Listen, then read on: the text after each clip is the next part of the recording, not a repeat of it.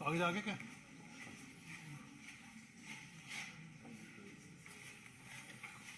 Copy आ गई 2 minute रुक जाए कॉपी आ जाए को फिर दिक्कत होगी नहीं कॉपी आ जाए कॉपी करने में फिर दिक्कत होगी तो पहले आने के बाद ही मुझे चले जाता यहाँ 3 महीने में कम से कम एक होनी चाहिए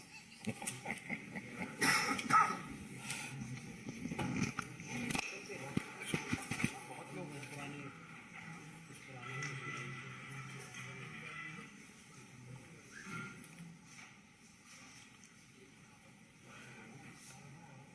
थोड़ा विलम्ब के लिए माफी कुछ कागज आने आपके मतलब केस की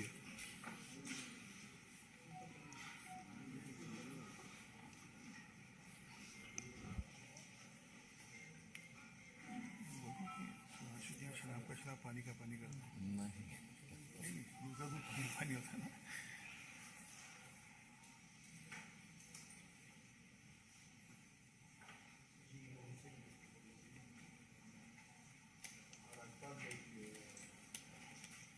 परीक्षा होगा तो इसके बाद ही आना चाहिए था अपने को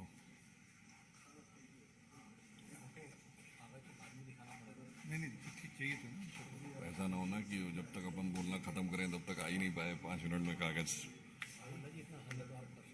नहीं अभी उधर का भी उतना नहीं करना है ना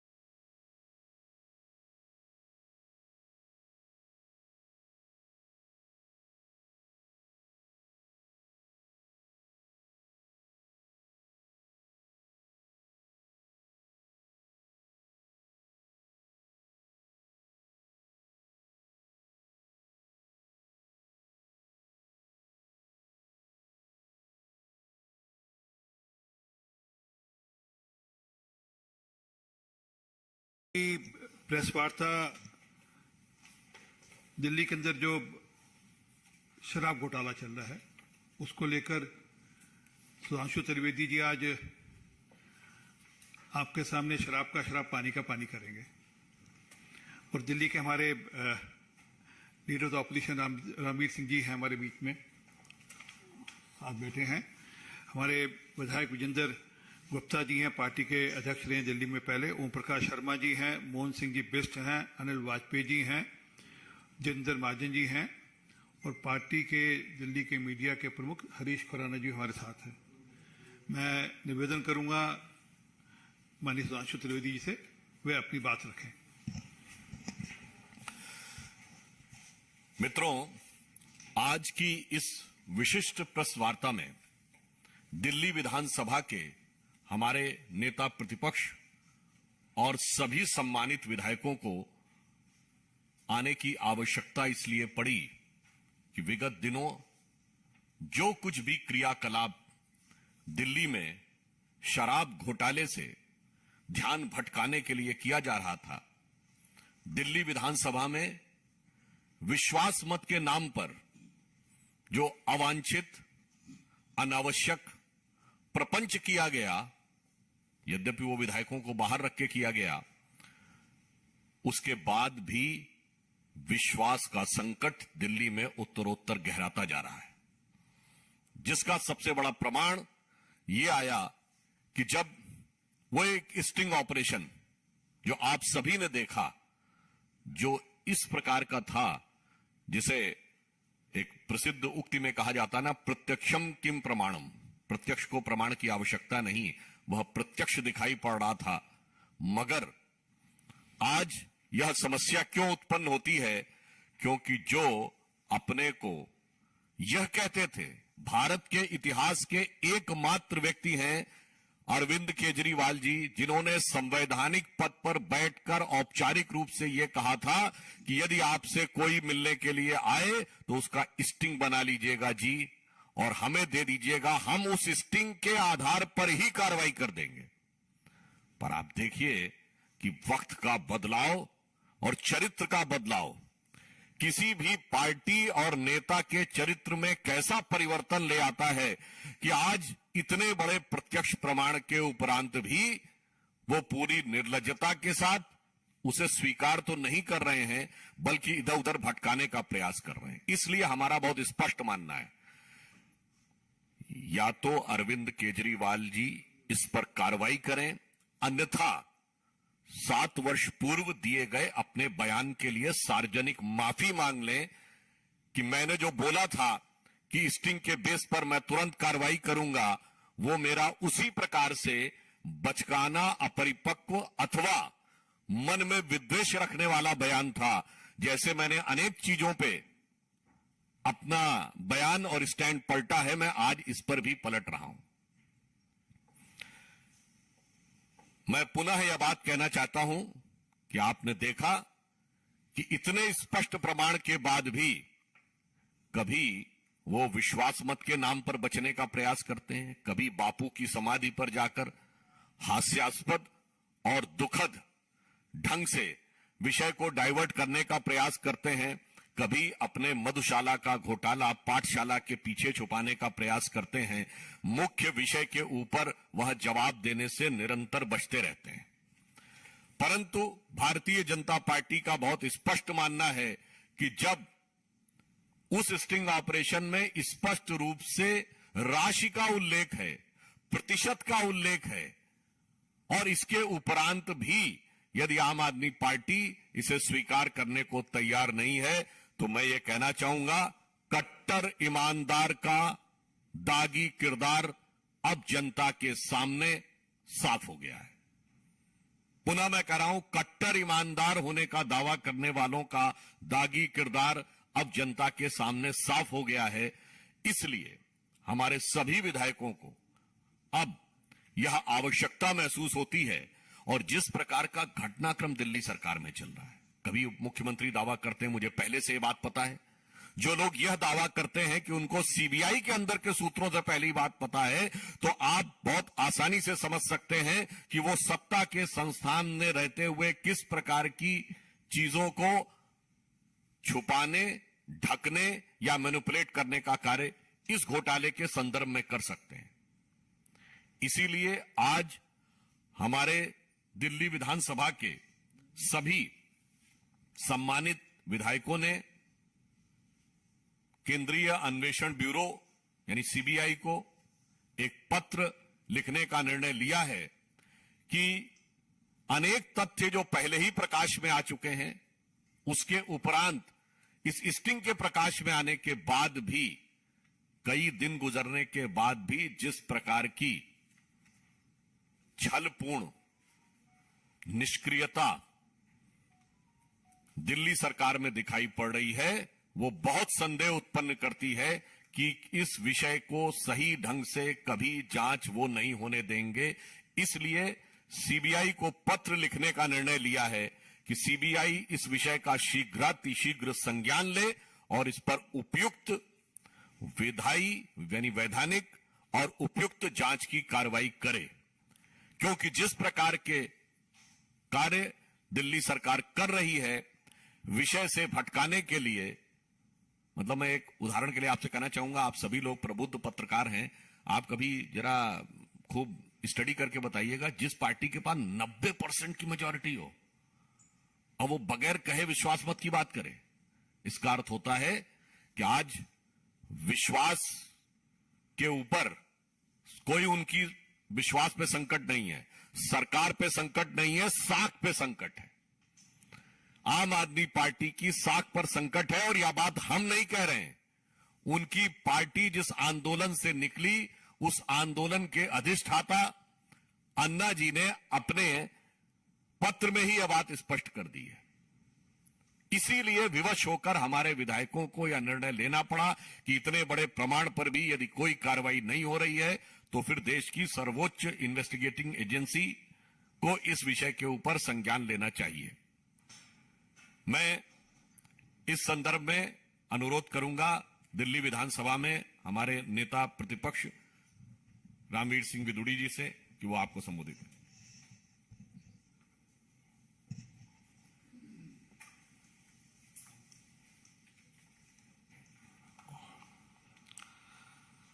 पार्टी के राष्ट्रीय प्रवक्ता और वरिष्ठ नेता आदरणीय श्री सुधांशु त्रिवेदी जी, श्री आरपी सिंह जी, विधायक श्री विजेंद्र गुप्ता जी, मोहन सिंह बिष्ट जी, ओम प्रकाश शर्मा जी, जितेंद्र महाजन जी, अनिल वाजपेयी जी, मीडिया के दिल्ली प्रदेश के प्रमुख हरीश खुराना जी, मीडिया के सभी सम्मानित साथियों,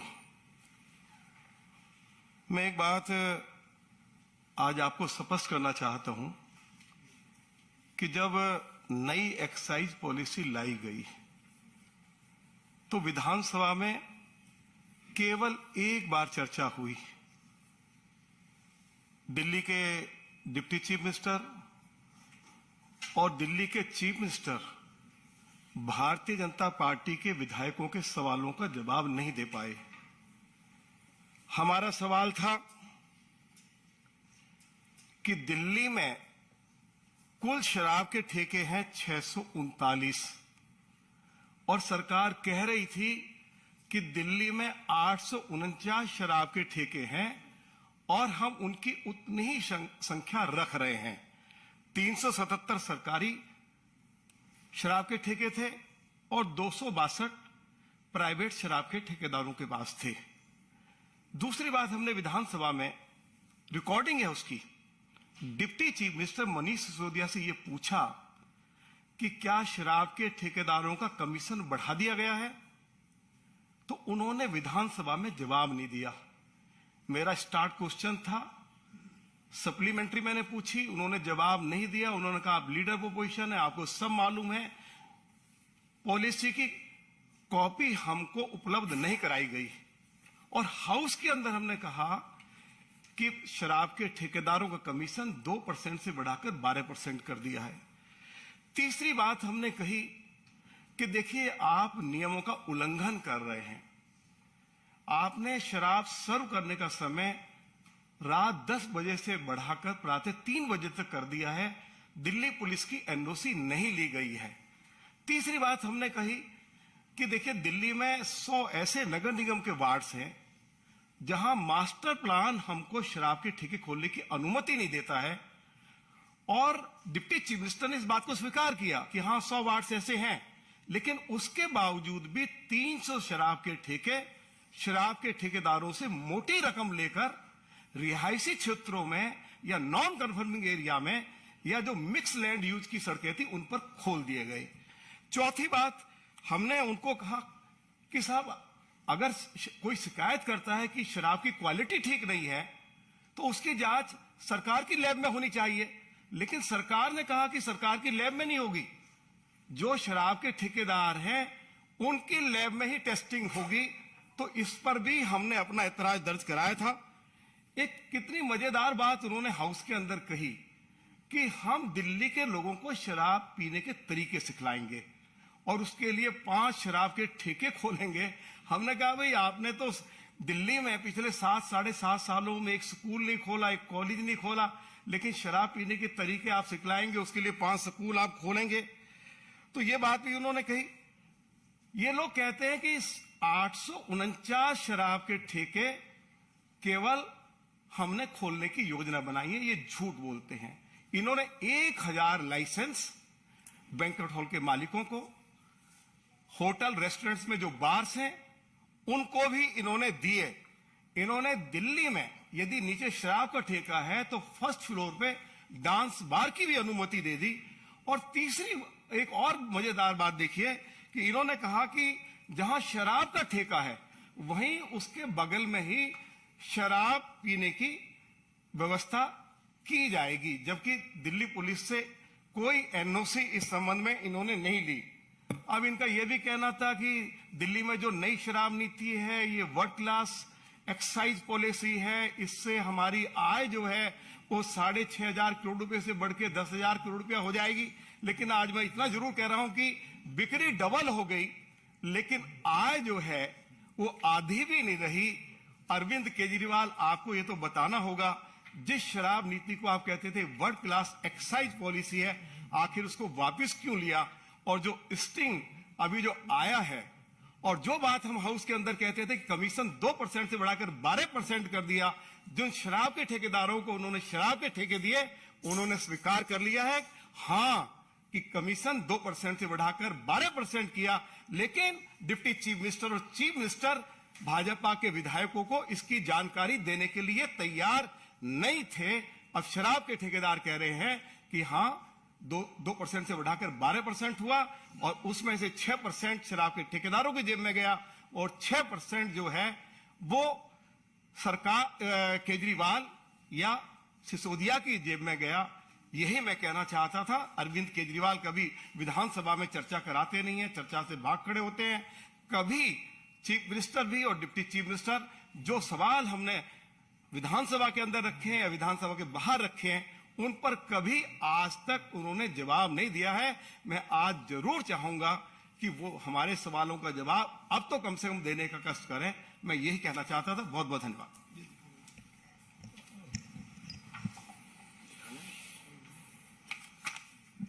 एक चिट्ठी हमारे सारे विधायकगण सीबीआई को भेज रहे हैं। मैं चाहूंगा सारे विधायकगण उन्हें चिट्ठी वो जो उनके हाथ में है वो एक बार आपको दिखा देंगे ताकि लोगों को ध्यान में आ जाए। खड़े होकर दिखा देंगे।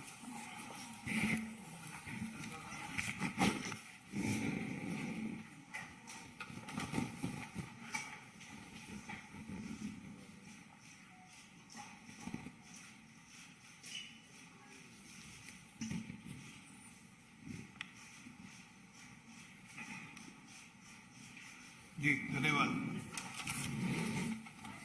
एक मिनट हो गया। एक मिनट दोबारा बार बार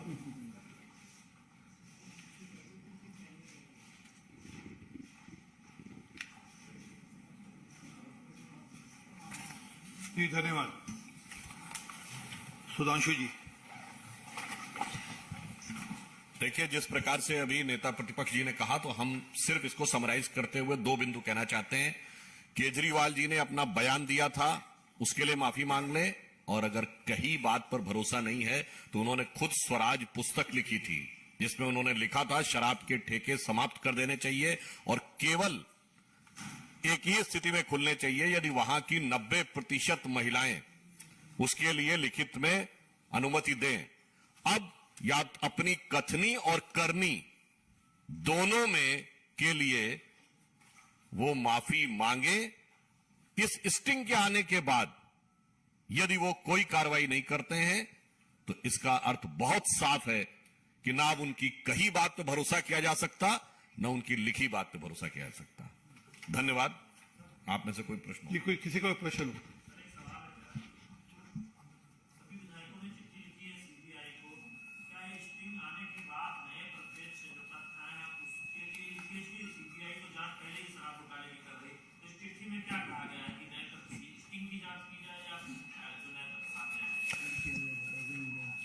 स्टिंग में जो तथ्य सामने आए हैं वो काफी गंभीर हैं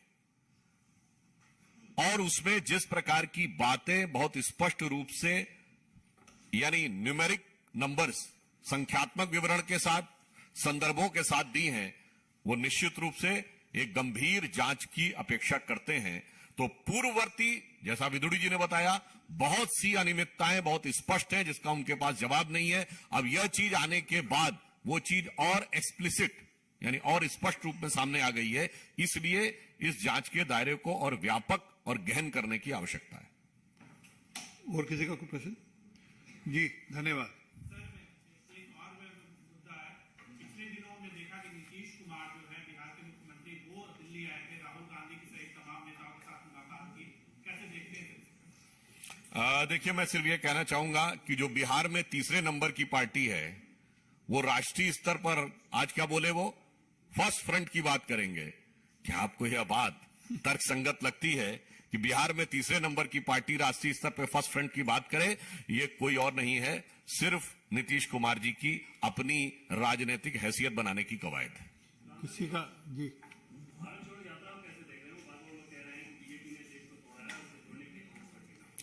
देखिए, जो प्रश्न इससे पूर्ववर्ती था उसका ही संबंध इससे भी है। देखिए, इस समय क्या हो गया है कि विपक्ष में जितने भी नेता हैं, सबको अचानक ये लगने लगा किसी को सरकार बनाने से कोई ना उनको पता है, ना उनकी क्षमता है, ना वो ये करने में सक्षम है। केवल उनको अपनी अपनी हैसियत बनाने की कवायद करनी है, फिर चाहे ममता बनर्जी जी हो, केसीआर हो या नीतीश कुमार जी हो। उसी सिलसिले में कांग्रेस ने भी अपनी हैसियत बनाने की कवायद दिखाने की शुरू की है। इसका भारतीय जनता पार्टी से मतलब नहीं है। वो कांग्रेस पार्टी नीतीश कुमार जी को, ममता बनर्जी जी को, केसीआर जी को और चाहे शरद पवार जी को शायद ये दिखाने की कोशिश कर रही है कि भाई हम तो हैं तमाम जगह पे, आप कहां हैं। तो ये विपक्षी दलों का अंदरूनी मामला है और इसका सरकार बनाने से कोई मतलब नहीं, सिर्फ हैसियत बनाने से मतलब है। और जहां तक भारत जोड़ो की बात करने की बात कहते हैं, तो मैं कहना चाहूंगा भारत, भारतीयता और भारतीय संस्कृति के हर जोड़ने वाले तत्व को जिस ढंग से तोड़ने का काम लंबे समय तक कांग्रेस ने अपनी राजनीति में रखकर किया, चाहे वो सत्ता में रहे हों या विपक्ष में रहे हों, सिर्फ वोट बैंक की राजनीति के ऊपर क्षेत्र, जाति, वर्ग, धर्म, समुदाय, भाषा किस पर नहीं तोड़ा है। तो एक ही पंक्ति कहना चाहूंगा कि तुमने बाटे गली मोहल्ले सारे, बाटे आंगन और गलियारे, बाटे मंदिर और गुरुद्वारे, गांव गांव में, खेत खेत में जात पात की म्याद बांट दी। खेतों की म्याद होती है ना, हम समझते हैं। जात पात की म्याद बांट दी तुमने, एक वोट की खातिर देश की हर बुनियाद बांट दी। जी धन्यवाद। आम आदमी पार्टी आरोप लगा रही है कि पहले उन्होंने एलजी साहब को घेरा था दिल्ली के, अब जो है शिवराज सिंह चौहान पर सवाल खड़े कर रही है कि जो चारा घोटाला, उसमें करीब 2500 करोड़ रुपए का घोटाला जो है वो शिवराज सरकार। देखिए, वो कितना भी डाइवर्ट करने की कोशिश करें, दिल्ली की जनता अर्जुन की आंख की तरह सिर्फ शराब के घोटाले पर जवाब चाह रही है। जवाब मधुशाला पे चाहिए, किसी दूसरी चीज के ऊपर नहीं चाहिए। वो कितना भी डाइवर्ट करने का प्रयास करें, यह दर्शाता है कि वो उस मुद्दे पे जवाब नहीं देना चाहते। और एक और बात मैं कह दूं, भारत के इतिहास का एक और अद्भुत उदाहरण है कि जिस पॉलिसी को जिस पार्टी की सरकार ने खुद ही विड्रॉ कर लिया और उसके बाद उसको डिफेंड करने आती हो। आप सभी प्रबुद्ध पत्रकारों से मैं कहता हूं, भारत के इतिहास में कोई ऐसा उदाहरण बताइएगा कि गवर्नमेंट ने किसी पॉलिसी को विड्रॉ कर लिया हो और उसके बाद आकर उसका डिफेंस करते हो। दोहरे चरित्र का इससे बड़ा उदाहरण नहीं हो सकता। एक मिनट रविंद्र, एक मिनट रविंद्र जी।